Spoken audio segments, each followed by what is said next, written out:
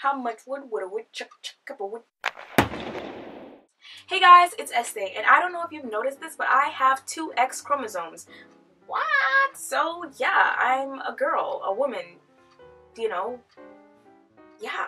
So that being said, I decided to come to you today with the girl power tag. Who tagged me? No one. Who am I gonna tag? Actually, you know what? I'm tagging everyone. Everyone. If you're a girl and you're watching this, I tag you. You know, you can answer the questions on, you know, Instagram, Twitter. If you have a YouTube channel, make a YouTube video, your blog, answer them on Tumblr. Everyone should at least look at these questions and see what they mean to him or her. Mostly her, because it's a girl power tag. Enough mumbling, I'm gonna get right to it so I can answer these questions so that we can be done with it because it's hot in here. It's getting hot in here. Girl power means to me just knowing that you are equal. You are enough. You are great. A lot of people, especially, you know, recently have been talking about feminism and meninism. I don't indulge in the ignorance, no shade, but shade, because they just, I guess, want to sound smart. But newsflash, there have been male feminists for years. There have been male womanists for years. And I, for one, caught myself as a womanist. I'm not a male, but I am a womanist. And I believe in equality. Man, woman, boy, and girl, red and yellow, black or white. We are all equal. We all have the same, you know, red blood, the same, you know, ability to learn. Therefore, we should be treated as such.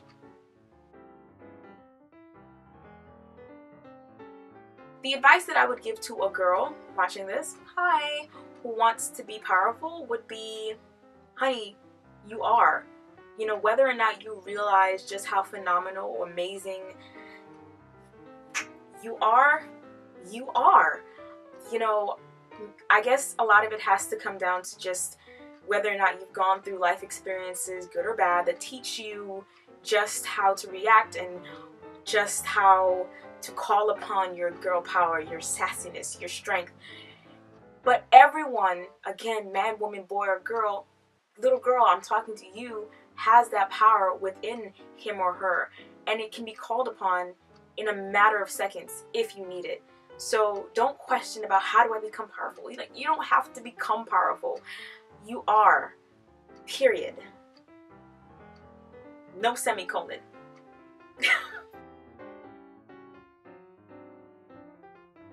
If I had a superpower, I'd probably want to be able to read people's minds. I'd also want to turn it off and on because I don't want that every day, all day. Yeah, I'm definitely just thinking of Marvel.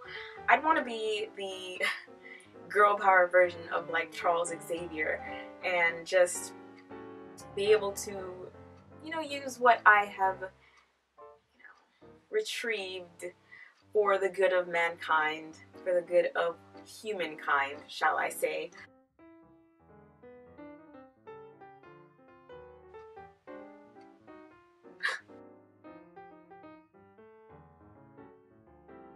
You know, you should feel powerful without any beauty product. You should feel powerful with just coming out the shower, you know, throwing on sweats and a head tie. You should feel that. And I do feel that. You know, sometimes I don't even bother. You know, the most I put on is just, you know, body oil and facial lotion. Face lotion? But yeah, you know what I'm saying. That's the most that I do sometimes. But if I'm talking powerful, you know, sorry for that thing. But I definitely live for eyebrows. I live for my eyebrows. I live for other people's eyebrows. So I do sometimes. So when I'm thinking about power, I think about filled in, box office, bang, eyebrows. And that's, you know, either eyebrow pencil, eyebrow powder. If I'm gonna jazz up a look, it's gonna start with eyebrows. a lot of times you see yourself and you don't necessarily know that you are smart, that you can be amazing.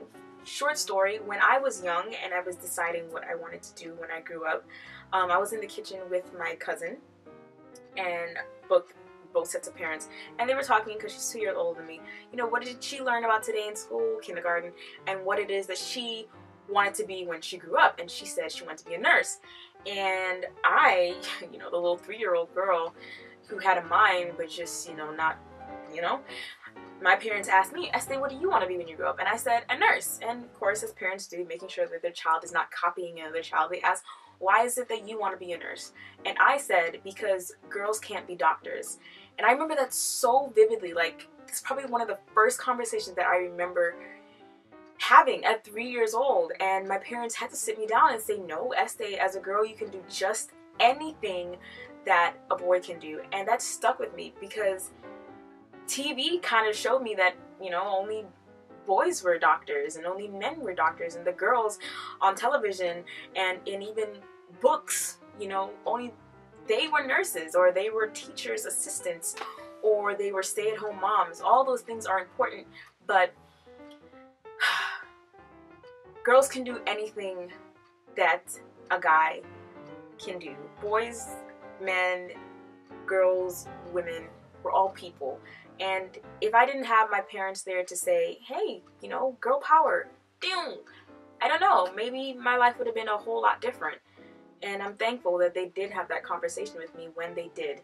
Because even at 3 years old, the mind of a child, it's not only impressionable, but it has already been impressed.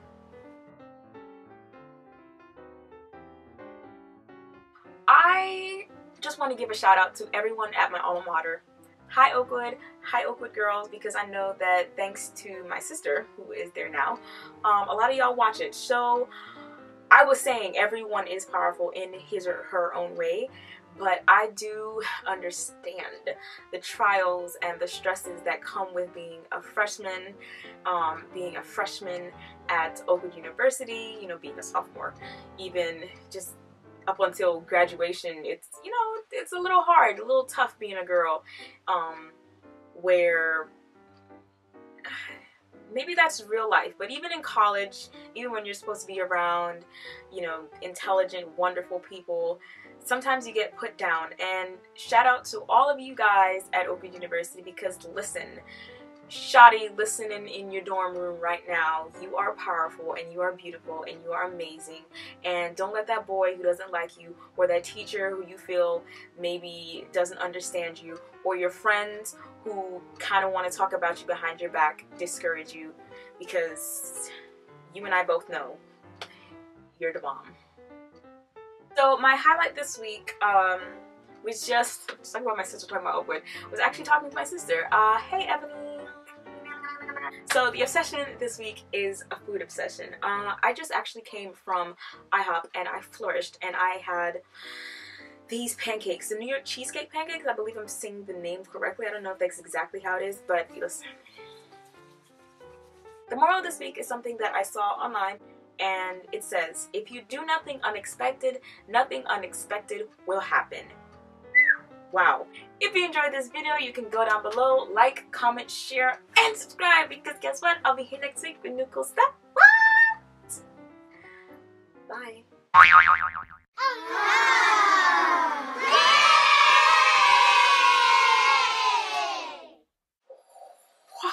Yes, those pancakes for everything.